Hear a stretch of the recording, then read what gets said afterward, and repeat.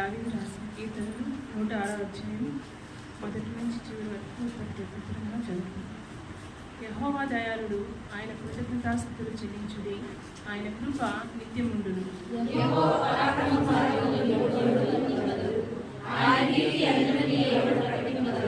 న్యాయాన్ని అనుసరించి వారు ఎల్లవేళలా నీతిని అనుసరించి నడుచుకుని వారు ధన్యులు.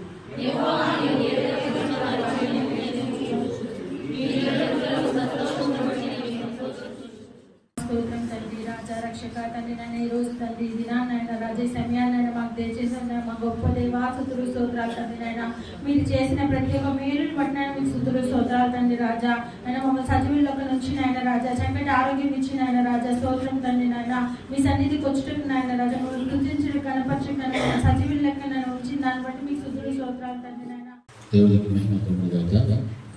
వచ్చి మీ అందరికీ నా ప్రత్యేకమైన తెలియజేస్తున్నాను. దేవుని యొక్క మహాకృప, ఆయన శాశ్వతమైనటువంటి ప్రేమను బట్టి దేవుడు వాళ్ళందరినీ కూడా సజీవులంగా వచ్చి మరి ఈ సంవత్సరం 2023 సంవత్సరం జనవరి మాసం మొదలుకొని డిసెంబర్ మాసం వరకు కూడా దేవుడు వాళ్ళందరినీ కాపాడి భద్రపరిచి ఆయన ఇచ్చినటువంటి సమస్త విధములైనటువంటి ఈవులన్నింటిని బట్టి ఆయన చేసిన మేలుని బట్టి ఆయనకు కృతజ్ఞతాస్తుతులు చెల్లించారు. ఈ మాసంలో ఇది చిట్ట చివరి అది వారం ఉంది. మరి చిట్ట చివరి దినాల వరకు కూడా దేవుడు మనల్ని కాపాడి భద్రపరిచి ఆయన ఇచ్చినటువంటి ప్రేమను బట్టి దేవునికి ఒకసారి గట్టిగా కృతజ్ఞతాస్తుతులు చెల్లిద్దాం. హల్లెలూయా, హల్లెలూయా, హల్లెలూయా. మరి మన యొక్క కుటుంబాలలో మనం కనుక ఆలోచన చేస్తే దేవుడు ఎన్ని మేలు చేశాడంటే చాలా మేలు మన పట్ల దేవుడు చేస్తూ వస్తున్నాడు. దానికి మనం రాయాలంటే కొన్ని గ్రంథాలైనా చాలా అన్ని మేలు. ప్రతిరోజు కూడా దేవుడు ఏదో ఒక రూపంలో ఏదో ఒక కారణం చేత మనం ధైర్యపరుస్తున్నాడు, ఆదరిస్తున్నాడు, మేలు చేస్తున్నాడు. మనకు కావాల్సినటువంటి ప్రతి అవసరం కూడా దేవుడు తీరుస్తూ వస్తూ ఉన్నాడు. ఎందుకంటే దేవుడు మనల్ని ఏం చేశాడు? ప్రేమిస్తూ ఉన్నాడు కాబట్టి. హల్లెలూయా. మరి ఆయన ప్రేమే కనుక మనకు లేకపోతే మనము నిజంగా ఈ పాటికి ఈ యొక్క భూమిని విడిచిపెట్టి ఈ యొక్క లోకాన్ని విడిచిపెట్టి వెళ్ళిపోవలసినటువంటి వాళ్ళే. అయితే దేవుడు మనల్ని అలా విడిచిపెట్టలేదు. మన ఇంట్లో కూడా సజీవులలో పెట్టాడు. ఏం కారణం అంటే మనం బ్రతుకున్నామనంటే మన ద్వారా దేవుడు ఇంకా ఏదో కొన్ని కార్యాలు చేయించుకోవాలి, ఏదో ఇంకా దేవుడికి మహిమ తెచ్చేటువంటి జీవితం మనలోకి రావాలి అనేటువంటి ఆలోచన దేవుడు కలిగి ఉన్నాడు. కనుకనే మనకు ఇంత చక్కని జీవితాన్ని జీవించడానికి దేవుడు సహాయం చేస్తున్నాడు.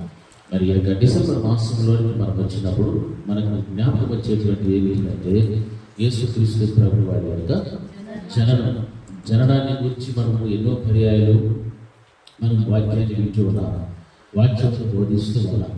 అయితే యేసుక్రీస్తు ప్రభు వారి యొక్క జననంలో ఆయన ఎటువంటి వాడు అనే విషయాలు కూడా మనం తెలుసుకోవాలి. ఎందుకంటే వాక్యం సెలవిచ్చినట్టుగా మనము అందులో చదివితే కథలుగా మనం చదువుకోవచ్చు. యేసుక్రీస్తు ప్రభు వారు ఫలానా ఫలానా ఫలానా ఈ విధంగా పుట్టాడు, ఈ విధంగా జన్మించాడు అని. అయితే అందులో దాగి ఉన్నటువంటి పరమాత్మ దేవుడు మనకు అనుగ్రహించేటువంటి మర్మయుక్తమైనటువంటి మాటలు ఆత్మీయంగా మనం తీసుకుంటే మన జీవితాలకు అది ఎంతో ప్రయోజనకరంగా ఆశీర్వాదకరంగా ఉండగలుగుతాం. చూడండి, పరిశుద్ధ గ్రంథం నుండి యోబు రాసినటువంటి గ్రంథము 14వ అధ్యాయం 4వ వచనాన్ని ఒకసారి చదువుతున్నాను. యోబు గ్రంథము 14వ అధ్యాయం 4వ వచనం. పాప సహితునిలో నుండి పాపరహితుడు పుట్టగలిగిన ఎంత మేలు, అలాగున ఎవడును పుట్టనేరడు. హల్లెలూయా. ఎట్టి చెప్పాలి, రెండు చేతులు చెప్పాలి. హల్లెలూయా, హల్లెలూయా. పాప సహితులలో నుండి పాప రహితుడు పుట్టగలిగిన ఎంత, అలాగే ఎవడు కూడా పుట్టనేరడు అని వాక్యం బోధిస్తారు. పాప సహితుడు అంటే ఎవరు? పాపమును సహించినటువంటి వారు. పాప రహితుడు అంటే పాపము లేనివారు. మరి పాపములో ఉండి పాపమును సహిస్తున్నటువంటి ఆ వ్యక్తిలో ఎవరు పుట్టాలి అంటే పాపరహితుడు జన్మించాడు. పాపరహితుడు ఎవరు అని మనం ఆలోచన చేస్తే నజరేయుడైన యేసుక్రీస్తు ప్రభువారు ఒక్కరే పాపరహితుడు. మరి మనమందరము కూడా పాపంలో జీవించిన వాళ్ళమే, పాపం ద్వారా పుట్టిన వాళ్ళమే. అందుకే పాప సహితులలో నుండి పాపరహితుడు పుట్టగలిగిన ఎంత మేలు అనేటువంటి వాక్యం మనం గమనిస్తున్నాం. మరి ఈ దినాల్లో మనం గమనిస్తే యేసుక్రీస్తు ప్రభువారు మన వరకు పుట్టి ఉన్నాడు అన్నటువంటి విషయాన్ని బట్టి మనం ఎంతో సంతోషిస్తూ ఉన్నాము, ఆనందిస్తున్నాము, గంతులు వేస్తున్నాము. మన ఇంట్లన్నీ కూడా ఏమైపోతాయి, వాటికి శుభ్రాలు అయిపోతాయి, ఆ తర్వాత డెకరేషన్స్ అవుతాయి. వల్ల మనము, మన ఇల్లు, మన వస్తువులు, మన కలిగిన సమస్తం కూడా ఏం చేస్తున్నాము, అంతా మారిపోతుంది. కొత్తదనం అనేటువంటిది కనిపిస్తూ ఉంటారు. ఆ కొత్తదనం కనిపించినప్పుడు అప్పుడు మనకేమి, ఈ రోజున క్రిస్మస్ పండుగ, హల్లెలూయా. అది కానీ ఏమీ చేయలేదు అనుకో, మన తృప్తి ఏమి ఉండదు. ఏమో ఈసారి క్రిస్మస్ సరిగ్గానే చేయలే, ఏమో చేయలే. డబ్బులు ఉందా, ఉంది. బట్టలు కొనలే, ఎందుకు కొనలే అంతే. కొన్ని ఏమన్నా పెయింట్లు పెట్టి కొట్ల, ఏమి అంతే కొట్ల. అయినా కానీ మనిషిని చూస్తే హల్లెలూయా. మరి దేవుని వాక్యం ఏం చదివిస్తుంది, పాప సహితులలో నుండి పాప రహితుడు పుట్టగలిగిన ఎంత మేలు, హల్లెలూయా. మరి మన ఇండ్లను మనం మార్చుకుంటున్నాము, మన యొక్క ఈవులన్నింటినీ కూడా మార్చుకుంటున్నాము. కొత్తదనాన్ని కనిపిస్తుంది, బాగా అలంకరించుకుంటాము. ఎవరైనా చూస్తే కూడా ఇంట్లో ఏం జరుగుతూ ఉంది, క్రిస్మస్ పండుగ మొదలు నాయన తెలియకపోయినా కూడా సరే మన ఇంటికి వచ్చేస్తారు ఆ రోజు. హల్లెలూయా, హల్లెలూయా. ఇవన్నీ మంచిదే, సంతోషము, సమాధానము, పంచుకోవడము అన్నీ మంచిదే. కానీ వాక్యం ఏం బోధిస్తూ ఉందంటే, పాప సహితునిలో నుండి పాప రహితుడు పుట్టగలిగిన ఎంత మేలు. అంటే మన జీవితంలో మేలైనటువంటిది జరగడం అనేటువంటిది ఏమిటంటే, పాప రహితుడు మనలో ఏమవ్వాలంటే పుట్టాలి. హల్లెలూయా. అది మనం క్రిస్మస్ 2023 సంవత్సరాలకు ముందు యేసు పుట్టాడని మనం ఏం చేస్తున్నాము, పండగ చేసుకుంటాము. కానీ దేవుడు చెప్తే ఆ పండగ చేసుకుంటాం. అయినా మనం ఏం చేస్తున్నాము, పండగ చేసుకుంటున్నాం, సంతోషిస్తూ ఉన్నాం, ఆనందిస్తూ ఉన్నాం. ఓకే, కానీ మనలో పుట్టాడా లేదా అనేది మనం ఎప్పుడైనా ఆలోచన చేసినామా? మనలో అంటే మన హృదయంలో యేసుక్రీస్తు ప్రభువు వారు పుట్టాడా లేదా ఎప్పుడైనా ఆలోచన చేశామా? క్రిస్మస్ పండుగ చేసుకునే వాళ్ళందరికీ ఒక ప్రశ్న, పాప సహితులు ఎవరు పాప సహితుడు చెప్పండి, ఎవరు? మనమే. హల్లెలూయా. మన జన్మలో పాపం ద్వారానే మనం అందరూ కూడా జన్మిస్తున్నామా లేదా? అంతే. పాప సహితుడు ఎవరు అంటే మనమే, మనుషులు.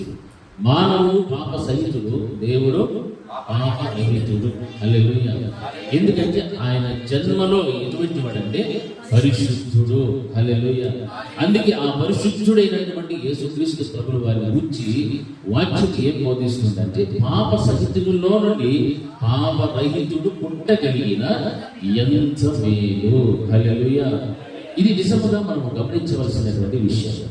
ఈ యొక్క వాక్యానుసారంగా మనం కనుక ఆలోచన చేస్తే, పాప సహితులుగా మనం జీవిస్తున్నాము. మరి పాప రహితులుగా మనలో పుట్టాలి అంటే మనము కూడా ఏమిగా మార్చబడాలంటే పాప రహితులుగా మార్చబడిపోవాలి. ఎలా మార్చబడాలి అంటే, ఆ నజరేయుడైనటువంటి యేసుక్రీస్తు ప్రభువు వారు 2023 సంవత్సరములకు పూర్వం మన కొరకు మానవ దేహమును ధరించుకొని ఆయన పెరిగి పెద్దవాడి రక్షించిన దానిని వెనక రక్షించడానికి లోక రక్షకుడు యేసుక్రీస్తు ప్రభువు వారు వచ్చి ఉన్నారని సత్యమును గ్రహించి ఆయన మన పాపముల కొరకు తను తాను బలిగాను అర్పణగాను అర్పించుకుని తన పరిశుద్ధమైన రక్తమును చెందించి మనకు రక్షణ విమోచన కలుగు చేసినాడు. కనుక ఆ అమూల్యమైన రక్తము ద్వారా పాపము జీవితంలో నుండి పాప సహితుడైనటువంటి మనము ఏమిగా మార్చబడిపోవాలంటే, పాపము లేనటువంటి వారముగా మనము జన్మిస్తే బ్రతికితే మన జీవితం ముందుకు కొనసాగించుకుంటూ వెళ్తే అప్పుడు పాపరహితుడైనటువంటి యేసుక్రీస్తు ప్రభువు వారు మనలో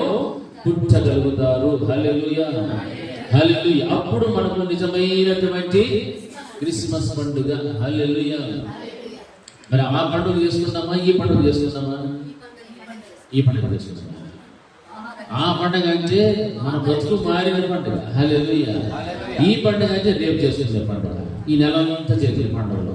ఇప్పుడు మనం చూస్తున్న పండుగలు మందిరాలు ఎంత బాగా అలంకరించుంటారో, మళ్ళీ మన మందిరం కూడా అలంకరించుకుంటారు. ఇవన్నీ బాగానే ఉంది. మందిరం చూస్తున్నట్లు అప్పుడే మన కలకల ఆడుతూ ఉంటుంది. హల్లెలూయా. మన హృదయంలో ఎవరు పుట్టాలంటే యేసు ప్రభు. ఎందుకు? మనం ఎవరిని? పాప సహితులం. అంటే పాపాన్ని సహించేటువంటి గుణం మనలో ఉంది. పాపమును చూస్తే పాపం చేయాలనిపిస్తారు. మన కళ్ళు ఏదైనా చూస్తే ఆకర్షితులవుతారు. మన మనస్సు, మన ఆలోచన, మన తలంపులు, ఉద్దేశాలు అన్నీ మారిపోతూ ఉంటాయి. కారణం ఏంటంటే మనమందరం కూడా ఎవరిని? పాప సహితులము. హల్లెలూయా. పాపమును అసహించుకునేటువంటి గుణం లేదు. పాపమును విసర్జించేటువంటి గుణము లేదు. పాపము నుండి పారిపోయేటువంటి గుణము మనుషునికి లేదు. అందుకే మనము పాప సహితులముగానే బ్రతుకొచ్చినాం. కనుక పాప సహితులలో నుండి పాప రహితుడు పుట్టగలిగిన ఎంత మేలు. హల్లెలూయా. ఈ రోజున మేలైనటువంటి జీవితము నూతన సంవత్సరంలో మనం ప్రారంభించాలి అంటే మనలో ఎవరు పుట్టాలి? యేసుక్రీస్తు ప్రభువు వారు పుట్టాలి. హల్లెలూయా. దానికి మనం కొరకు ప్రయాసపడాలి, ప్రయత్నం చేయాలి. మన సమయాన్ని వెచ్చించాలి, మన ధనాన్ని వెచ్చించు. నీకున్న సమస్తములు కూడా దాని వరకు నువ్వు పెట్టు. అది ఒక రోజు ఎక్కడికి తీసుకోబోతుంది? పరలోకాన్ని తీసుకోబోతుంది. క్రిస్మస్ పండుగ వచ్చిందని సంవత్సరానికి ఒకసారి 1000 రూపాయలు తగలబెట్టి అది ఇది చేసుకొని, రంగులు పూసుకొని, డెకరేషన్ చేసుకొని, బట్టలు కొనుక్కొని ఏమేమో చేస్తాం. ఇవి ఏవి కూడా మనం పరలోకానికి తీసుకొని పోనే ఓ. హల్లెలూయా. మీరు అనుకుంటే మరి ఎంత ప్రయాసపడింది, అంత వేస్టేనా? వేస్ట్. హల్లెలూయా. మరి మనలో అసలైనటువంటి క్రిస్మస్ పండుగ అనేటువంటిది ఎలా ఉండాలి అంటే ఆయన అప్పుడు పుట్టింది కానీ ఇప్పుడు మనలో పుట్టి ఉన్నాడా లేదా? హల్లెలూయా. హల్లెలూయా. పుడితే మనం ఎలా ఉంటామో రేపు చెప్తా.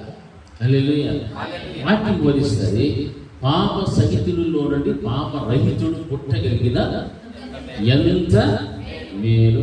సహోదరులు ఐక్యత కలిగి నివసించుట ఎంత మేలు, ఎంత మనోహరం. చూసారా? అక్కడ ఒక మేలు కనిపిస్తుంది, ఇక్కడ ఒక మేలు కనిపిస్తారు.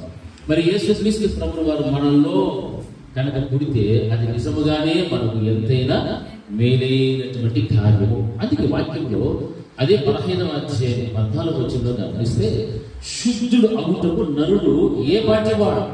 నిర్దోషుడవుటకు స్త్రీకి పుట్టినవాడు ఏ పాటివాడు? హల్లెలూయా. ఈ వాక్యం చూస్తే మనకు ఆశ్చర్యం. స్త్రీకి పుట్టినోడు ఏ పాటివాడు అంటే మనమందరం ఎవరు పుట్టినాము? హల్లెలూయా. మనమందరం కూడా ఎవరికి పుట్టిన వాళ్ళము?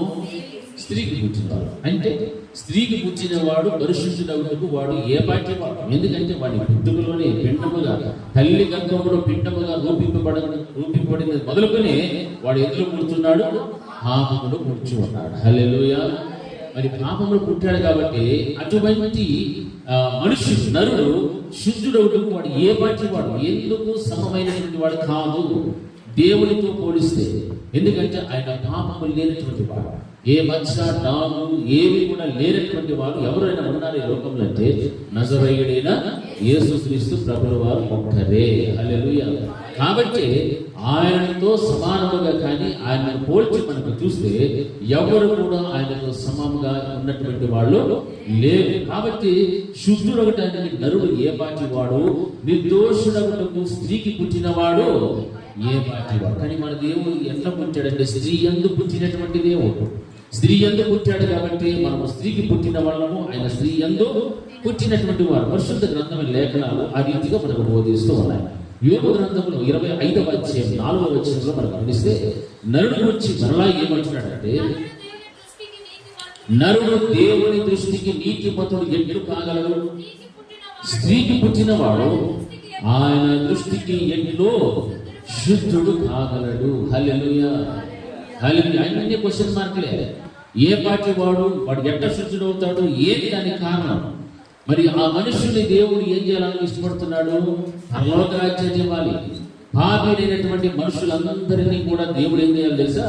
ఆయన విమోచించాలి, రక్షించాలి. పరిశుద్ధమైన జీవితమును దేవుడు అనుగ్రహిస్తే తప్ప, దేవుడు చిందించినటువంటి అమూల్యమైన రక్తము ద్వారా కడిగితే తప్ప, ఆ రక్తము ద్వారా కొనబడితే తప్ప, పరిశుద్ధమైన జీవితమును జీవిస్తే తప్ప, తానున్నటువంటి మహోన్నతమైన స్థలములలో నివసించడానికి నరునికి ఏ విధమైనటువంటి యోగ్యత, అర్హత అనేటువంటిది రాదు. హల్లెలూయా. అందుకే వాక్యములు సెలవిస్తుంది, నరుడు దేవుని దృష్టికి నీతిమంతుడు ఎట్లు కాగలడు? స్త్రీకి పుట్టినవాడు ఆయన దృష్టికి శుద్ధుడు కాగలడు. ఎట్లు శుద్ధుడు కాగలడు? ఎట్లు శుద్ధులు కాగలనంటే యేసు క్రీస్తు ప్రభువు వారి యొక్క రక్తము ద్వారా. హల్లెలూయా. ఆయన వాక్కు ద్వారానే మనుషుని జీవితంలో కలుగుతుందంటే పరివర్తన అనేటువంటిది కలుగగలుగుతాడు. అటువంటి వాక్యము ద్వారానే నీతిమంతుడుగా మార్చబడగలుగుతాడు, పరిశుద్ధులోనికి నడవగలుగుతాడు, ఒక చక్కని దేవునికి ఇష్టము పుట్టించేటువంటి జీవితంలోనికి మనుషుడు రాగలుగుతాడు. హల్లెలూయా, హల్లెలూయా. అప్పుడే నిజముగా దేవునితో పాటు మనము కూడా ఎక్కడ జీవించగలుగుతామంటే పరలోక రాజ్యంలో జీవించగలుగుతాము. హల్లెలూయా. ఎన్ని సంవత్సరాలు మనం దేవుని మందిరానికి వస్తాం ఇంకా యోగ్యత సంపాదించుకోలేదంటే మనం సరిగా దేవుని యొక్క వాక్యమును గ్రహించేది రెండో స్టెప్. వింటే కదా మనం గ్రహిస్తామా? గ్రహిస్తే ఏడవుతుంది? వాక్యము హృదయంలో ఉంది అంటే నువ్వు ఎవరిని పెట్టుకున్నట్టు? దేవుని పెట్టుకుంటే. హల్లెలూయా. అప్పుడు నీకు రోజు ఏముంటుంది? రోజు క్రిస్మస్. ఇప్పుడు క్రిస్మస్ లేదు, రోజు ఏడుపు, అసమాధానము, రోగము, బాధలు, కష్టాలు, దుఃఖాలు, అవి ఇవి అవన్నీ ఎందుకు వచ్చేసి లోపల ఎవరు లేరు? హల్లెలూయా. అవి కానీ ఉంచి వాక్యం ఉంచి వాక్య ప్రకారం బ్రతుకుతాము. దేవునికి మన హృదయ సింహాసనం మీద ఆయన ఏమి ఇవ్వాలి? స్థానం ఇవ్వాలి. హల్లెలూయా. స్థానం ఇస్తే అప్పుడు ఆయన నీ సింహాసనం మీద కూర్చుంటాడు. ఆయన చెప్పినట్టు నడుస్తూ ఉంటాడు. నీకు కావాల్సినవన్నీ కూడా సమృద్ధిగా దేవుడు ఒకదాని వెంట ఒకటి పంపిస్తూ ఉంటాడు. హల్లెలూయా. వీడికి వచ్చి ఏడ్చాల్సిన పనే చెప్పండి కూర్చుంటా పని లేదు. హల్లెలూయా. ఏడ్చే పని లే. ఏడుస్తూ ఉన్నామంటే ఎన్నో కుళ్ళు, కుశిష్టాలు, ఈర్ష్యలు, కంచెలు, పాపాలు, బలహీనతలు ఉంటేనే మనం ఏం చేస్తాం బిడ్డ? ఏం చేస్తాం? అవునా కదా? లేదు, మనకు తీరని బాధ వచ్చేసినప్పుడు అప్పుడు అవునా? ఏదైనా కష్టం వస్తే అప్పుడు ఏడ్చేస్తాం. అంతే తప్ప మిగతా దేనికి కూడా మనం ఏడవలసిన పని లేదు. హల్లెలూయా. మరి పాప సహితులలో నుండి పాప రహితులు పుట్టగలిగిన ఎంత ఈరోజున మనుషుని యొక్క జీవితాన్ని మనం గమనిస్తే పాపంలో పుట్టినవాడు పాపంలోనే పెరుగుతున్నాడు, పాపంలోనే జీవిస్తూ ఉన్నాడు, చచ్చిపోతూ ఉన్నాడు. హల్లెలూయా, హల్లెలూయా. మరి అటువంటి దౌర్భాగ్యమైనటువంటి స్థితిలోనే మనుషులు బ్రతుకుతూ ఉన్నాడు. కాబట్టి దేవుని యొక్క రాజ్యములకు వారసత్వాన్ని సంపాదించుకోలేక ఆ యొక్క భూమి మీద జీవించినంత కాలం కూడా సాధారణ కాడి కింద బతకడం నేర్చుకున్నాడు. కానీ దేవుని యొక్క కాడి కిందకు కానీ ఆయన బలిష్టమైన చేతుల కింద దీనత్వం సంపాదించుకుని బ్రతికినటువంటి గుణం మనుషునికి ఇంతలో రాలేదు. ఏమి కారణం అంటే ఆయన రక్తము ద్వారా ఇంకా అపవాదైన సాతాను చేతుల నుండి కొనబడలేదు. దేవుని యొక్క రక్తము ద్వారా ఇంకను కడగబడలేదు. దాని అర్థం మరి క్రైస్తవులుగా మనం జీవిస్తున్నాము, బ్రతుకుచున్నాం. సమాజంలో మనకు పేరు ఉంది, సమాజంలో మనకు మన ఫలానా అనేటువంటి సాక్ష్యం ఉంది. కానీ దేవుని యొక్క మాత్రం ఏ విధమైనటువంటి అడ్రస్సే లేదు. హల్లెలూయా, హల్లెలూయా. పలానా కుటుంబము, పలానా సంఘము, పలానా వ్యక్తి ఒకప్పుడు పాప సహితుడు ఈ రోజున పరిశుద్ధతలోనికి వచ్చాడు. అందులో నేను పుట్టాలి అనేటువంటి ఆకాంక్ష లేకపోతే ఇష్టము దేవుడికి పుట్టించేటువంటి జీవితం మనలో రావాలి. ఆ జీవితం కనుక లేకుండా మనం ఎన్ని పండుగలు చేసుకున్నా, ఎంత మనము దేవుడి కొరకు ప్రయాసపడినా, కార్యములు చేసినా దానివల్ల ప్రయోజనం ఏమీ కూడా ఉండదు. హల్లెలూయా. అందుకే స్త్రీకి పుట్టినవాడు ఆయన దృష్టికి ఎట్లు శుద్ధుడు కాగలడు. ఎందుకంటే స్త్రీకి పుట్టిన వాళ్ళందరూ కూడా అపవిత్రతలో పుట్టిన వారే, అపవిత్రమైన జీవితంలో జీవిస్తున్నారు. కానీ శుద్ధుడు అవడానికి వాడు ఏ పార్టీ వాడినంటే ఆయన వాక్యము ద్వారా, ఆయన రక్తము ద్వారా తప్ప మరి దేని ద్వారా కూడా నరుడు శుద్ధుడు అవటానికి యోగ్యత లేనివాడే. హల్లెలూయా. ఈ రోజున లోకం ఆకర్షిస్తూ ఉంది. లోకాన్ని అనుసరించి నడిచేటువంటి అనుభవంలోనే మన క్రైస్తవులు బ్రతుకుతూ ఉంటే మరి అందుకే వాక్యం బోధిస్తుంది, స్త్రీకి పుట్టినవాడు ఆయన దృష్టికి శుద్ధుడవుటకు వాడు ఏ పాటి వాడు, ఎట్లు వాడు శుద్ధుడు కాగలుగుతాడు? లోకమును విసర్జించాలి, శరీరమును విసర్జించాలి, పాపమును, బలహీనతలను అన్నిటిని కూడా విసర్జించి ఎప్పుడైతే దేవుని యొక్క పదాల చెంత వచ్చాడో అప్పుడే వాడికి ఏం కలుగుతాది? శుద్ధత కలుగుతాది. హల్లెలూయా. పాపము నుండి వాడికి విడుదలైనటువంటిది కలుగుతారు. మరి దేవుడు కొంచెంసేపు, దయ్యం కొంచెంసేపు అంటే అది సరైనటువంటి జీవితము కాదు, అది నిలువెచ్చినటువంటి జీవితము. హల్లెలూయా. గట్టి చెప్పాలి. హల్లెలూయా. చూడండి గలతీయులకు రాసిన పత్రిక 4వ అధ్యాయం 4వ వచనం ఒకసారి చదవండి. అయితే ఆహా. కాలం పరిపూర్ణమైనప్పుడు కాలము పరిపూర్ణమైనప్పుడు దేవుడు తన కుమారుని పంపెను. ఆయన స్త్రీయందు పుట్టి ఆహా. మనము దత్తపుత్రులం కావాలనని ఆహా. ధర్మశాస్త్రమునకు లోబడి ఉన్న వారిని ఆహా. విమోచించుటకై ధర్మశాస్త్రమునకు లోబడిన వారటాయను. హల్లెలూయా, హల్లెలూయా. చూడండి ఇక్కడ వాక్య భాగం మనం గమనిస్తే, అయితే కాలము పరిపూర్ణమైనప్పుడు దేవుడు తన కుమారుని పంపెను. ఆయన స్త్రీ యందు పుట్టి మనము దత్తపుత్రులము కావాలనని ధర్మశాస్త్రమునకు లోబడి ఉన్న వారిని విమోచించుటకై ధర్మశాస్త్రమునకు లోబడిన వాడాయను. హల్లెలూయా, హల్లెలూయా. చూడండి ఇక్కడ వాక్య భాగంలో ఎంత చక్కగా రాశారు. దేవుని గురించి ఏం రాయబడుతుంది అక్కడ? ఆయన ఎలా పుట్టాడనగా స్త్రీ యందు పుట్టినటువంటి వాడు. మనుషులందరూ కూడా దేనికి కింద ఉన్నారు? ధర్మశాస్త్రం అనుసరిస్తూ ఉన్నారు. అందుకే యేసుక్రీస్తు ప్రభువు వారు స్త్రీ యందు పుట్టి పవిత్రమైన జన్మ, క్రీస్తు జన్మలో పరిశుద్ధులుగా కనపరచుకోవడం కోసం ధర్మశాస్త్రములకు కూడా లోబడిన వాడయ్యను. ఎందుకనంటే మనుషుడు చేసిన పాపములకు ప్రాయశ్చిత్తము ఎద్దుల యొక్కయు గొర్రెల యొక్కయు పశువుల యొక్క రక్తము చిందిస్తే కాదు, కానీ మానవుడైనటువంటి పరిశుద్ధుని యొక్క రక్తము ఎప్పుడైతే చెల్లించబడతాదో అప్పుడే మానవుని యొక్క జీవితమునకు ఏం కలుగుతుంది అంటే ప్రాయశ్చిత్తం కలుగుతుంది. హల్లెలూయా. అందుకే ఆ ధర్మశాస్త్రము కింద ఉన్నటువంటి మనుషులందరూ చేసిన పాపములకు సరైన ప్రాయశ్చిత్తం లేదు. కాబట్టి యేసుక్రీస్తు ప్రభువు వారు ధర్మశాస్త్రములకు ఏమైపోయాడు? లోబడిను. హల్లెలూయా. ఆయన లోబడి వాటికి బదులుగా యేసుక్రీస్తు ప్రభువు వారు ఏమైపోయాడు? బలి పశువుగా మార్చబడ్డాడు. హల్లెలూయా. ఎందుకంటే ఈయన మానవ దేహమును ధరించుకొని పుట్టినటువంటి వాడు పరిశుద్ధులుగా పుట్టాడు. కాబట్టి ఆ పరిశుద్ధుడైనటువంటి యేసుక్రీస్తు ప్రభువు యొక్క రక్తమే ఆ యొక్క స్త్రీకి పుట్టిన వాడిని ఏం చేస్తూ ఉంది? శుద్ధతలోనికి నడిపిస్తూ ఉన్నది. హల్లెలూయా. పరిశుద్ధతలోనికి నడిపిస్తుంది. పరిశుద్ధమైన జీవితంలోనికి వాడిని తీసుకొని వెళ్తూ ఉంది. మరి అంత గొప్ప ధన్యత యేసుక్రీస్తు ప్రభువు వారు ఇస్తూ ఉంటున్నారు. అందుకే స్త్రీ యందు పుట్టి మనం దత్తపుత్రులము కావాలని అనేటువంటి మాటకు అర్థం ఏమిటంటే స్వీకృత పుత్రులము. అంటే దేవుడు స్వీకరించేటువంటి, దేవుడు అంగీకరించినటువంటి బిడ్డలుగా మార్చుకోవడం కోసము వారిలో దాగి ఉన్నటువంటి పాపపు మలిన మచ్చలన్నిటిని కూడా దేవుడు ఏం చేశాడు? తీసివేసి ఆయన మనందరినీ కూడా ఏం చేసిన మనల్లో అంగీకరిస్తూ ఉన్నాడు. అందుకే ధర్మశాస్త్రములకు లోబడి అందులో ఉన్నటువంటి బిడ్డలందరినీ కూడా ఏం చేస్తూ వచ్చాడు? దత్తపుత్రులుగా కావాలని ఆయనే ధర్మశాస్త్రములకు ఏమైపోయాడు? లోబడిపోయాను. హల్లెలూయా. ధర్మశాస్త్రానికి ఎందుకు లోబడ్డాడంటే ధర్మశాస్త్రం ఏం చెప్తుంది? మనుషుడు చేసిన పాపమునకు ఎడ్ల రక్తమును, పశువుల రక్తమును, కోడెల రక్తమును చెల్లించారు. అప్పుడే మీ పాపములకు ఆ యొక్క పరిహారము. అంటే అప్పుడున్నటువంటి ఆ ఆజ్ఞలలో అంత పరిపక్వమైనటువంటి ప్రాయశ్చిత్తము లేదు. కాబట్టి దానికి క్రీస్తు ప్రభువు వారు లోబడి వాటికి బదులుగా ఆయన బలి పశువుగా మారి మనుషులు చేసిన పాపమునంతటికి కూడా ఏమయ్యాడు? బలి పశువుగా మార్చబడి ప్రాయశ్చిత్తాన్ని కలుగు చేసినటువంటి మహోన్నతుడు దేవుడు. హల్లెలూయా, హల్లెలూయా. అంత గొప్ప ఉన్నతమైనటువంటి గుణశీలుడు మన దేవుడు. అటువంటి దేవుడిని మనం ఆరాధించాలి, కనబరచాలి, మహిమపరచాలి. ఆ దేవునిలో మనము జీవిస్తే అప్పుడు ఆయన మన యందు ఏమవుతాడు? పుట్టగలుగుతాడు. హల్లెలూయా. అప్పుడే మన జీవితమునకు ఏమిటినంటే మేలైనటువంటి కార్యం. హల్లెలూయా. మనకు పండుగ చేసుకుంటే మేలు కాదు, సంతోషము కాదు, కానీ నిజముగా క్రీస్తు యేసు ప్రభువు వారు మనలో ఆయన జన్మించారు, మనలో ఆయన పుట్టాలి. అప్పుడే నిజమైనటువంటి పండుగ మనకు ఉంటారు. దేవుడు మనలో లేకుండా, దేవుని వాక్యం మనలో లేకుండా, గ్రహించే గుణం మనలో లేకుండా మనము ఎన్ని వారాలు వచ్చినా, ఎన్ని సంవత్సరాలు మనము దేవుని మందిరానికి వచ్చినా క్రీస్తు లేని జీవితం ఎటువంటిదంటే లోకముతో, అన్యులతో సమానం. అటువంటి బ్రతుకు మన బ్రతకపోవడం. ఎందుకంటే అన్యులలో నుండి దేవుడు మనల్ని ఏం చేయగలిగాడు?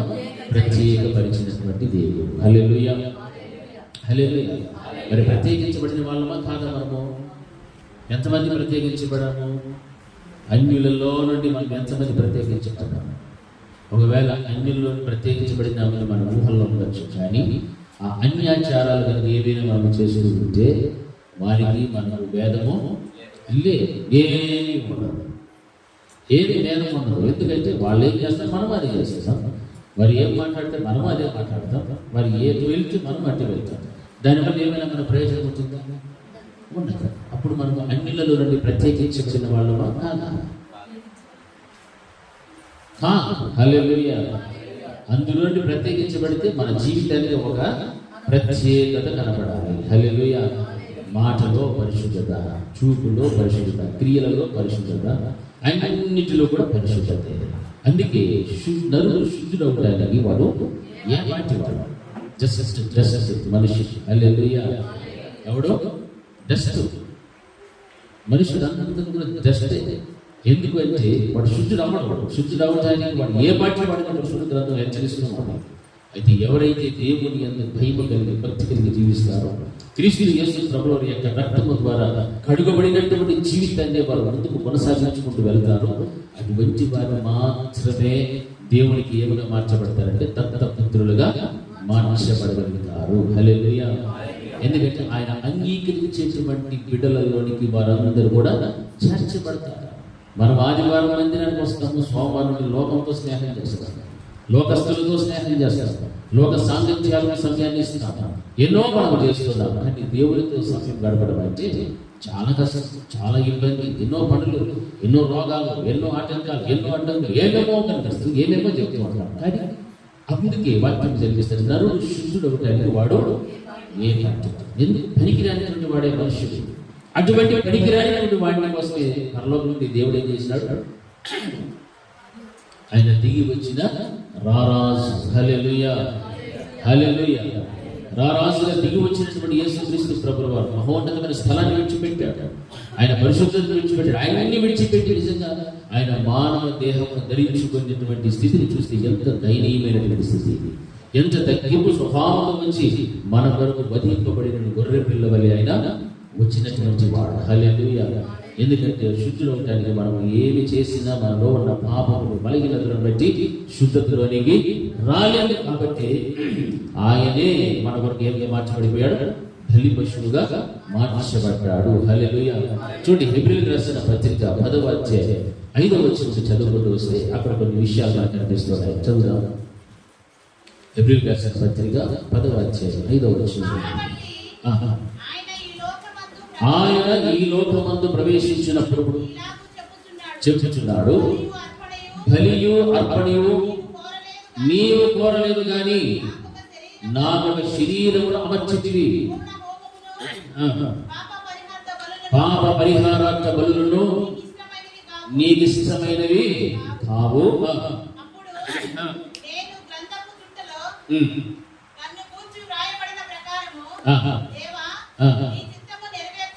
నీ చిత్తము నెరవేర్చుటకు ఇదిగో నేను వచ్చి ఉన్నానని చెప్పుచున్నాడు.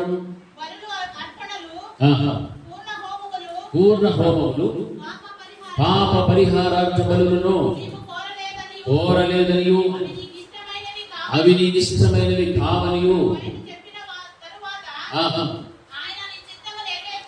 ఆయన నీ చిత్తము నెరవేర్చుటకు ఇదిగో నేను వచ్చి ఉన్నానని చెప్పుచున్నాడు. ఇవన్నీ ధర్మశాస్త్రము చొప్పున అర్పింపబడుచు ఉన్నవి. ఆ రెండవ దానిని స్థిరపరచుటకు మొదటి దానిని కొట్టివేయచ్చు అన్నాడు. హల్లెలూయా. హల్లెలూయా. ఎట్టి చెప్తాం? హల్లెలూయా. చూసారా, ఎంత చక్కని మాట. అంటే దేవుడు ఏమి కోరడం లేదు ఇక్కడ. బలియు అర్పణయు నేను కోరలేదు, అవి నీకు ఇష్టమైనటువంటివి కానే కావు. హల్లెలూయా. అందుకే వాక్యం లేచాల్సిందంటే నీ చిత్తము నెరవేర్చుటకు ఇదిగో నేను వచ్చున్నాను చెబుతూ ఇవన్నీ ధర్మశాస్త్రము చొప్పున అర్పింపబడుచు ఉన్నవి. ఏవన్నీ కూడా బలులు, అర్పణలు, ఇవన్నీ కూడా ధర్మశాస్త్ర కాలంలో ఇవన్నీ అర్పింపబడుచున్నవి. కానీ ఆ రెండవ దానిని స్థిరపరచుట, రెండవది అంటే క్రీస్తు యేసు ప్రభుల వారే బలి పశువుగా మార్చబడటానికి ఆయన ఏమంటాడంటే నీవు నాకు ఒక శరీరమును అమర్చావు. హల్లెలూయా. ఆ శరీరములో ప్రవహించినటువంటి పరిశుద్ధమైనటువంటి రక్తమును నేనేం చేస్తాను? చిందిస్తా. అంటే దేవుని యొక్క చిత్తం. ఆ దేవుని యొక్క చిత్తమును నెరవేర్చుటకు నేను ఇదిగో దిగి వచ్చిన్నాను. ఇవన్నీ కూడా ధర్మశాస్త్రము చొప్పున అర్పింపబడుచున్నవి. ఆ రెండవ దానిని స్థిరపరచుటకు మొదటి దానిని ఏం చేశాను? కొట్టివేయించున్నాను. హల్లెలూయా. హల్లెలూయా. అంటే బలులను, అర్పణలను ఇవి దేవునికి ఇష్టమైనవి కాదు కాబట్టి ఆయనే బలిపశువుగా మార్చాడు. దానిని కొట్టివేసి దీనిని నెరవేరుస్తూ ఉన్నాడు. హల్లెలూయా. ఎందుకు ఆయన నెరవేర్చాలి అంటే మనలందరినీ కూడా రక్షించడం కోసం, మనలందరినీ విమోచించడం కోసం, మనలందరినీ కూడా పరిశుద్ధతలోనికి నడిపించడం కోసం, నీతిమంతులుగా మార్చడం కోసం, సాతానుని కాడిగల నుంచి బయటకు తీసుకురావడానికి కొరకు. మరి ఇంత గొప్ప కార్యం ఎవరైనా ఈ లోకంలో చేసిన వాళ్ళు ఉన్నారా? ఎవరు లేదు.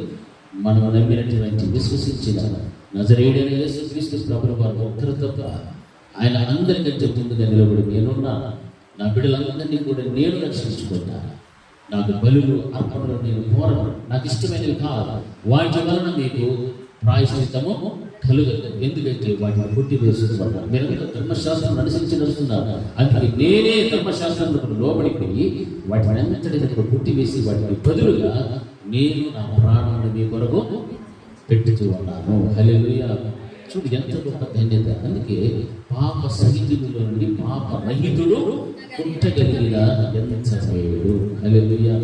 ఆ పాప రహితుడు అనేటువంటి క్రీస్తు యేసు ప్రభువు మనందరి జీవితాల్లో కూడా పుట్టాలి. ఆ పుడితేనే అప్పుడే మనకు ఒక ధన్యత, ఒక చక్కని జీవితం మనం అనుభవిస్తున్నామని చెప్పుకోవచ్చు, గర్వంగా చెప్పవచ్చు. మన మందిరానికి వస్తున్నామని గర్వంగా చెప్పుకుంటాం. ఇంటికి వెళ్ళిన తర్వాత మన అసలు స్వరూపాలు ఏమేమో ఉంటాయి. మన ఆలోచనలు మారిపోతాయి, మాట మారిపోతాయి, తలంపులు మారిపోతాయి. మనలో ఎన్నో ఈర్ష్యలు అసూయలు పెట్టుకుని బతుకుతాం. ఇవన్నీ కూడా దేవునికి ఇష్టమైనవి కావు. హల్లెలూయా. ఒక మాట అంటే ఒకే మాట ఇక్కడ చెప్పినా, ఇంటికి వెళ్ళినా అదే మాట నీ నోట్లో రావాలి. నీ ఆఫీసుకి వెళ్తే అక్కడ కూడా నీ నోట్లో అదే మాట. నీ భర్త దగ్గరైనా, నీ భార్య దగ్గరైనా, నీ పిల్లల దగ్గరైనా, తల్లిదండ్రుల దగ్గరైనా, సమాజంలో నీవు ఎక్కడ బ్రతికినా, ఎటు వెళ్ళినా ఒకే మాట. హల్లెలూయా. హల్లెలూయా. అంతేగాని మనుషులు మెప్పించేదానికి మాలకు నచ్చినట్టు ఒక మాట, ఇంకెవరిని కుక్క పెట్టాలంటే వాడిని కుక్క పెట్టేటప్పుడు ఒక మాట, ఇంకెవరి మీద షాడీలు చెప్పాలంటే ఆ షాడీలు కొంచెం ఏరుకొని దాని గురించి వాళ్ళు కొన్ని షాడీలు చెప్పడం. ఇవన్నీ కూడా పనికిరానటువంటి జీవితం. హల్లెలూయా. పనికొస్తుంది అమ్మాయి ఎందుకంటే మనం బ్రతికేది ఎన్ని సంవత్సరాలు? 70. అధిక బలం అంటే 80. అది కూడా ఆయాసంగా. ఇంత స్వల్ప కాల జీవితం కోసము మనుషులు ఎన్ని మాటలు పడి వస్తారంటే 1గా 2గా 3గా తెల్లారి లేచినప్పటి నుంచి రాత్రి నిద్రపోయినప్పుడు కూడా మాట పడి సచ్చి లేదు సొంతం అయిపోయి ఏమేమో చేసేస్తారు. ఎంతమందినో మోసం చేయడం, ఎంతమందినో నెత్తి టోపీలు పెట్టేది, ఎంతోమందిని గురించి చెడు మాటలు మాట్లాడడం, చాడీలు చెప్పుకోవడము, కొండ్యాలు చెప్పుకోవడము, వారి మరి ఈర్ష్యలు తెచ్చుకోవడం, కక్షలు పెట్టుకోవడం. అట్లాంటి జీవితంలో సడన్గా చచ్చిపోయేవారు. గాడిలో నరకం కావాలంటే అట్లే ఉండండి. నరకం ముందు నాయన మాకేం కావాలా? పరలోకం కావాలంటే ఇవన్నిటినీ విడిచిపెట్టాలి. హల్లెలూయా. హల్లెలూయా. అన్ని విడిచిపెట్టేది మనసుకు ఏమవుతుంది? నెమ్మది, ప్రశాంతంగా ఉంటుంది. ఎవరి గురించి పట్టించుకోవాల్సిన అవసరం లేదు. వాళ్ళలో ఉన్న బలహీనతల గురించి మాట్లాడుకోవాల్సిన అవసరం అంతకన్నా మనకు అసలైన పని ఏమంటే అదే. ఏం పని మనకి? అది గురించి తెలుసా నీకు? అని ఎదుటి నోట్ వస్తుంది. వీడు చెప్పేదంతా నోట్లో నుంచి పోతా ఉంటుంది కాబట్టి డైరెక్ట్. హల్లెలూయా. చెవులు కూడా పనిచేసి వస్తుంది. నోటు తీసుకుంటారు, నోట్ నుంచి గోళీ వేసినట్టే. హల్లెలూయా. పోతాయి. ఇవన్నీ కూడా వ్యర్థమైన దాన్ని అనుసరిస్తే ప్రయోజనము లేదు. ఇవన్నీ ఎవరు తీసుకొస్తాడు? ఆలోచనని వాడు తెస్తాడు. మరి వాడు తెచ్చినప్పుడు వెంటనే ఏం చేయాలి? నువ్వు నిజమైనటువంటి క్రైస్తవురాలు అయితే, దేవుని భయం భక్తి కలిగిన వ్యక్తి అయితే, నీవు నిజంగా నీ హృదయంలో, నీ హృదయ సింహాసనం మీద క్రీస్తు ప్రభుల వారికి నీవు స్థానం ఇచ్చి ఉంటే, అటువంటి వచ్చినప్పుడు వెంటనే ఏం చేయాలి? వాటిని అక్కడికక్కడే అప్పటికప్పుడే ఆపేయాలి. హల్లెలూయా. నా దగ్గర ఈ మాటలో మాట్లాడు అనాలంటే ఇంకోసారి నీ దగ్గర మాట్లాడితే లేదు అట్లా మాట్లాడేటప్పుడు కొంచెం మోకాలు వేసి ప్రార్థన చేసుకున్నాం రా అని పిలుగు. జీవితంలో నీ దగ్గర వస్తారా? రా.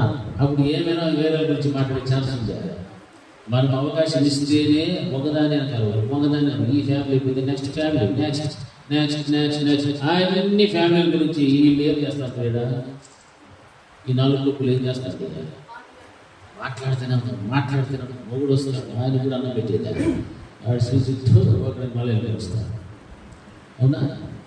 ఇట్లా ఎవరు చేస్తూ ఉన్నారా? ఒక సామెత ఉంటుంది, 10 క్రాపులు కలిసేదాన్ని మేలు కానీ 4 కుప్పలు కలిస్తే మాత్రం చాలా డేంజర్. హల్లెలూయా. 4 కుప్పలు చేశాడు, 5 4 కుప్పలు కలిసేసాడు.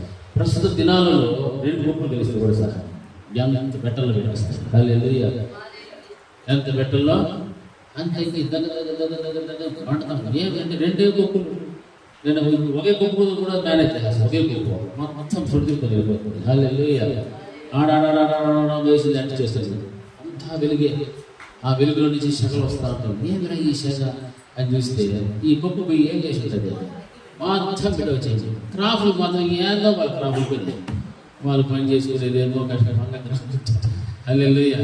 వాళ్ళ బాధలు ఏందో, వాళ్ళ కష్టాలు ఏందో. సాయంత్రం వచ్చి భార్యకి బిడ్డలకి ఏం చేయాలో కూడా పెట్టుకురాలేదు. హల్లెలూయా. ఈ ఇంట్లో ఉండే కుప్పులకి ఏం రా పని అంటే ఇదే పని. హల్లెలూయా. ఎంతమంది ఉన్నారు అట్లా కుప్పులు ఒకసారి చేసేది? హల్లెలూయా. ఈజీగా బయట పెడతాం. హల్లెలూయా. ఇప్పుడు చెప్పచ్చు అందరూ హల్లెలూయా. చెప్పడం వాళ్ళంతా ఆ కుప్పులే. మరి అందుకే క్రాపులు ఎన్ని కలిసినా ఏమీ సమస్య లేదు. ఏం మాట్లాడినా అప్పుడు దొరుకుతాయి. మర్చిపోతాం మాట్లాడి మళ్ళీ కలిసి హాయ్ ఆడవాళ్ళకి సహనం ఉంటుంటే వస్తూ ఉంటుంది. ఆయన మనసులో పెట్టుకొని సాధిస్తారు. ఎన్ని రోజులు, సంవత్సరాల తర్వాత సాధిస్తున్నారు. పోయిన సంవత్సరం ఏమైనా తిండి దగ్గర ఏమైనా చేయలేదు అనేసి మళ్ళా సంవత్సరం వచ్చింది. నా ఇంటికి వచ్చిన ముక్కలేసాడు. ఆ రోజు నాకు ఎట్లంటే నేను కానీ అనకపోతుంది బాగా చూస్తుంది. హల్లెలూయా. ఎంత కసి పెట్టుకొని ఉంటామో నన్ను కలుపుకుంటాను. ఎంత కసి పెట్టుకొని ఉంటారు. హల్లెలూయా. పెట్టి చెప్తారా? హల్లెలూయా. స్త్రీలు కాదు అది. ఎవరు స్త్రీ? ఎవరు స్త్రీ అంటే రుచికి ఆరేసి పెంచి పెట్టి మా మొబైల్ పరిస్థితి.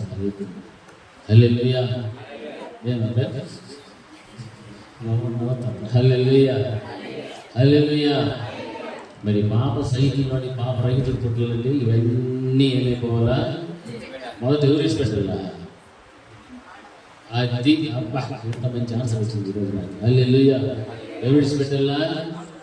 స్త్రీలే. మొట్టమొదటి అన్నిటికీ మూల కారణం ఎవరు అంటే వాళ్ళు. మొట్టమొదటి పాపం చేసేది ఎవరు? అవునా కదా? మీ వృక్షమే. ఆ వృక్షంలో నుండే వచ్చింది ఇదంతా. ఆ రోజు పాపం చేయడం అసలు ఈ జనమే ఉండరే. ఎవరు ఉండేటండి వాళ్ళు. జస్ట్ వాళ్ళు ఇద్దరు ఉండేది. దేవుడు వచ్చి మాట్లాడుకుంటూ పోతాడు. సాల్రా నేను ఎందుకు చేశాను అనేసి. అందుకే దేవుడు కూడా నరుల్ని ఎందుకు చేశానా అని ఏమయ్యాడు? హల్లెలూయా. హృదయంలోనే దేవుడు నొచ్చుకున్నాడంటే తన బాధను బయటకి చెప్పుకోలేక నిజంగా ఎంత కుమిలిపోయించాడో దేవుడు. ఇందుగా చేసింది మిమ్మల్ని అంతా. ఏం లేదు ఇట్లయిపోయి మారిపోయింది. నేను మంచి ఏదేదో తోట ఇస్తుంది, మంచిగా ఫలాలు ఇస్తుంది, తినుకుంటూ బతుకుంటారంటే మొండల పొదలు ఎత్తుకుంటే, కక్ష పొదలు ఎత్తుకుంటే, రాళ్ళు రప్పలు ఎత్తుకునేటువంటి బ్రతుకులకి మీరు వెళ్ళిపోతుంది. హల్లెలూయా. అందుకే ఆ రోజున శాపగ్రస్తుడి. ఆ శాపం ఈ రోజున లోకమంతా కూడా ఏమవుతుంది? విలయ తాండవం ఆడుతుంది. హల్లెలూయా. గట్టి చెప్పాలి హల్లెలూయా. మీరు గట్టి చెప్పాలి హల్లెలూయా. మనలో ఎవరు కొట్టాలమ్మా? యేసుప్రభువు వారు పాప రహితుడు కాబట్టి ఆయనే మనం ఉండాలి. కానీ మనము పాప సహితులకు మళ్ళా పాప సహితుడైనటువంటి సాతానుడు కానీ మాత్రం మనలో పెట్టనే పెట్టకూడదు. పెట్టుకుంటేమో జీవితం అంతా నష్టమే. నెమ్మది ఉండదు, సమాధానంలో ఏమీ ఉండదు. వాటిలో రండి మనం ఏదైపోవాలా? బయటకు రావాలి. హల్లెలూయా. ఎందుకంటే క్రీస్తు యేసుప్రభువు వారు శాశ్వతమైనటువంటి బలియాగముగా ఆయన అర్పించుకున్నాడు. అందుకే మనకి ఈ రోజున ఇటువంటి విమోచన, ఇటువంటి రక్షణ భాగ్యాన్ని దేవుడు మన కొరకు అనుగ్రహించాడు. అది 9వ అధ్యాయం 11 నుంచి 14 వరకు, 7వ అధ్యాయం 18 నుంచి 19 వచనాలకు మనం ఇంటికి చదవండి.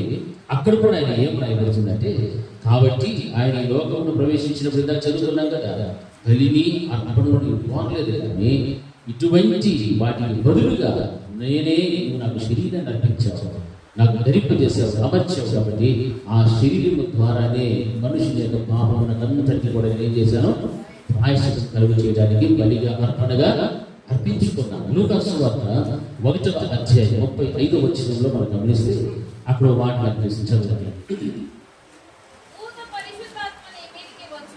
దూత ఏమంటుందా, పరిశుద్ధాత్మ నీ మీదికి వచ్చును, సర్వోన్నతుని శక్తి నిన్ను కమ్ముకొనును గనుక పుట్టబోవు శిశువు పరిశుద్ధుడై దేవుని కుమారుడు అనబడును. హల్లెలూయా. చూడండి, క్రీస్తు జన్మలో పరిశుద్ధుడు అని చెప్పుకోవడానికి, క్రీస్తు యేసు ప్రభుల వారు పాప రహితుడు అని చెప్పడానికి సరైనటువంటి ఆధారమైన వాక్యము ఆ దూత చెప్తున్నారు. ఎవరితో? మరియమ్మతో మాట్లాడుతూ ఉన్నారు. ఆమె గర్భము ధరించినప్పుడు ఆమె గురించి ఆ స్థితి అంతా కూడా ఏం చెప్తుందంటే, పరిశుద్ధాత్మ నీ మీద వస్తుంది, సర్వోన్నత శక్తిని ఏం చేసుకుంటాలి, కమ్మగొట్టారు. కనుక పుట్టబోవు శిశువు పరిశుద్ధుడై దేవుని కుమారుడు అని అనబడును. హల్లెలూయా, హల్లెలూయా, హల్లెలూయా. పరిశుద్ధాత్మ ఎవరి మీదకి వస్తూ ఉంది? మరియమ్మ మీదకి. మరియమ్మ మీదకి ఎందుకు వచ్చింది మా పరిశుద్ధాత్మ? అది హల్లెలూయా. ఆమె పరిశుద్ధురాలు, కన్యకైనటువంటి మరియ. కాబట్టి దేవుడు ఆమె గర్భాన్ని ఎన్నుకోగలిగాడు. ఆ గర్భాన్ని ఎన్నుకున్నటువంటి దేవుడు అక్కడ జరిగిస్తున్న కార్యం ఏంటంటే, సర్వోన్నతుని యొక్క శక్తిని నిర్ణయం చేసుకుంటుంది. తనకు మొదటి ఏమొచ్చింది? పరిశుద్ధాత్మ మీదకి వచ్చింది. తద్వారా మేము ధరించేది గర్భమును ధరించారు. సర్వోన్నతుని యొక్క శక్తి ఆమె ఏం చేసేదంటే కమ్ముకొనెను. హల్లెలూయా. కనుక పుట్టబోయేటువంటి శిశువు పరిశుద్ధుడగు దేవుని యొక్క కుమారుడని పిలువబడతాడు. హల్లెలూయా.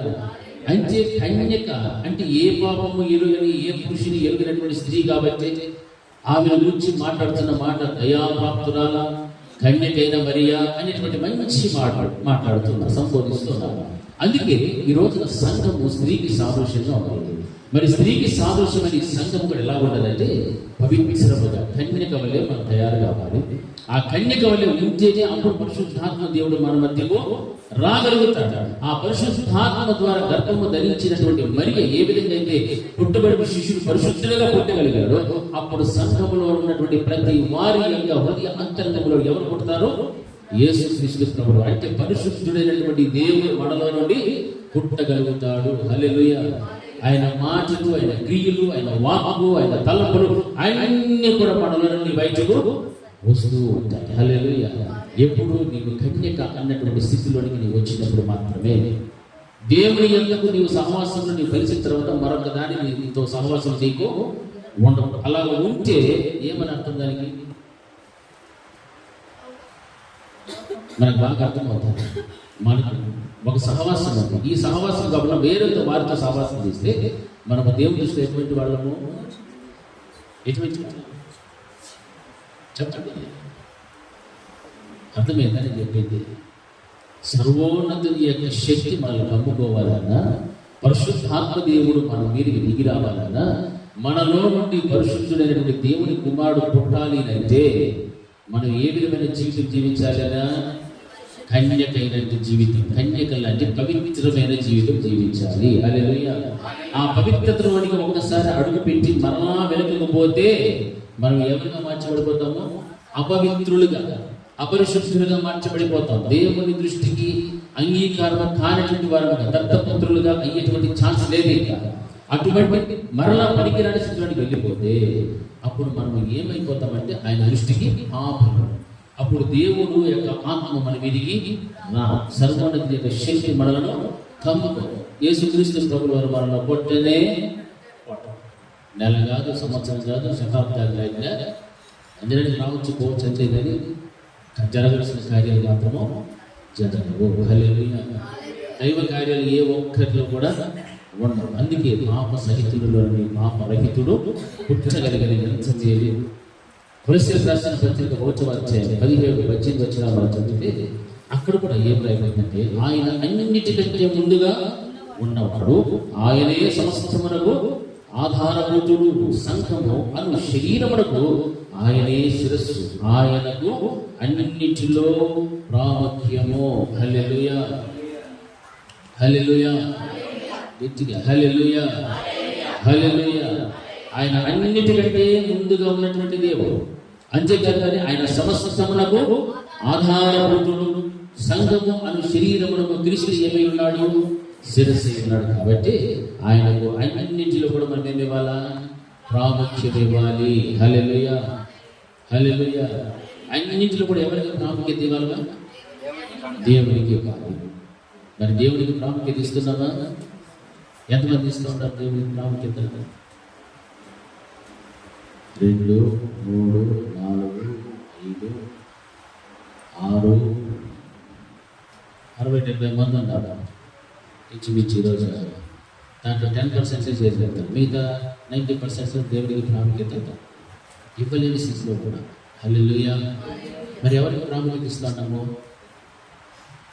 భక్తులకి, తర్వాత ఉద్యోగాలకి, తర్వాత ధనానికి, డబ్బుకి, వ్యాపారాలకి, లోక స్నేహాలకి, ఇలా చెప్పుకుంటూ పోతే ఎన్నో ఎన్నో, ఒకటి కాదు, 2 కాదు, ఎన్నో ఉన్నాయి. మరి అటువంటి చెప్తాడు పరిశుద్ధాత్మ మనలో ఉంటుందా? ఏమైపోతుంది? వెళ్ళిపోతుంది. హల్లెలూయా. అప్పుడు జీవితం ఏమిగా మార్చబడతారు కదా, అపవిత్రతలు అని అంతే. హల్లెలూయా. పరిశుద్ధాత్మ నీలో లేదు అంటే నువ్వు ఎవరివి అంటే అపవిత్రాత్మ నీలో ఉంది. అపవిత్రాత్మ నీలో ఉంటే ఇక దేనికి కూడా నీవు పనికిరానే పనికిరా. ఓ హల్లెలూయా.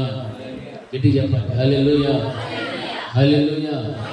అందుకే పాప సహితుల నుండి పాప రహితులు పుట్టగలిగిన ఎంత మేలు అని వాక్యం మనకు బోధిస్తుంది. హల్లెలూయా. మరి ఆ రీతిగా దేవుని యొక్క సన్నిధానంలో మనమందరం కూడా పాపమును విసర్జించినటువంటి వారముగా ఉండాలి. దయచేసి అందరూ కళ్ళు మూసుకుందాం. మహాగణత వహించిన మా ప్రియ పరలోకపు తండ్రి, మీ ఔన్నత్యమైన ప్రేమ అప్పుడు పెట్టి మీకు స్తోత్రాలు చెల్లిస్తున్నాను. ప్రభా, ఇంతవరకు మీ అమూల్యమైన మాటలు ప్రభా మీరు మాలో ఉండాలని తండ్రి ఇష్టపడేటువంటి దేవుడు. పాప సహితులలో నుండి పాపరహితులు పుట్టగలిగిన ఎంత మీరు అని చెప్తున్నారు. ప్రభా, శుద్ధుడు అంటే నరుడు ఏ పార్టీ వాడు? నిజమే ప్రభా, స్త్రీకి పుట్టిన వాడు శుద్ధుడు అడిగిన ఏ పార్టీ వాడు? మీ అమూల్యమైన రక్తము ద్వారా కొనబడి కడగబడితే తప్ప, వెతుబడుచున్నటువంటి వాక్యానుసారంగా జీవిస్తే తప్ప ఆ మనుషుడు శుద్ధుడవడం అసాధ్యం. అందుకే ప్రభా, అసాధ్యమైనటువంటి దానిని మీరు సాధ్యపరచడానికి శరీరమును అమర్చుకున్నటువంటి దీనత్వాన్ని ధరించుకొని ప్రభా, బలులను అర్పణలను మీరు కోరక మీరే నా తండ్రి ప్రభా ధర్మశాస్త్రములకు లోబడినటువంటి వారు అందరినీ కూడా విమోచించటకే మీరు కూడా ధర్మశాస్త్రములకు లోబడిన వాడు ప్రభా, మా కొరకు తండ్రి శాశ్వత బలియాగముగా మీరు అర్పించుకున్నారు. అటువంటి మీ గొప్ప త్యాగమును బట్టి మీకు స్తోత్రాలు చెల్లిస్తున్నాను. అప్పుడే తండ్రి మేము కూడా పరిశుద్ధతలో నీతిమంతులుగా యథార్థవంతులుగా జీవించటం కొరకు ప్రభా మాకు మీరు సహాయం చేసిన విధానాన్ని బట్టి మీకు స్తోత్రాలు చెల్లిస్తున్నాను. అటువంటి మీ గొప్ప మహిమ గల కార్యాలు బట్టి మీకు వందనాలు స్తోత్రపడుతుంది. ప్రభా, వ్యక్తిగత వాక్యం ప్రతి యొక్క హృదయ అంతరంగంలో కూడా పని చేయడానికి మీరు సహాయం చేయాలి. కృప చూపెట్టి మహిమ పొందుకునమని దేవానికి యొక్క కృపలతని బిడ్డలందరూ కుటుంబాలను జ్ఞాపకం చేసుకున్నాను. యేసు నామములో ప్రార్థించి వేడుకుంటున్నాము తండ్రి. నా ప్రాణమా యెహోవాను సన్నిధించుచు, నా ప్రాణమా యెహోవాను సన్నిధించుచు, ఆయన చేసే ఉపకారములు దేనిని నమ్మకు. మన తండ్రి అయిన దేవుని ప్రేమ, కుమారుడైన యేసుక్రీస్తు యొక్క కృప, పరిశుద్ధాత్మ యొక్క అన్యోన్య సహవాసం ఇప్పుడు ఎల్లప్పుడూ నిత్య నిరంతర సదాకాలం ఆయన కృప సమాధానం మనకు మన కుటుంబములకు అనారోగ్యంతో ఉన్న బిడ్డలందరికీ తోడే వెళ్ళి నడిపించింది కదా. అందరికీ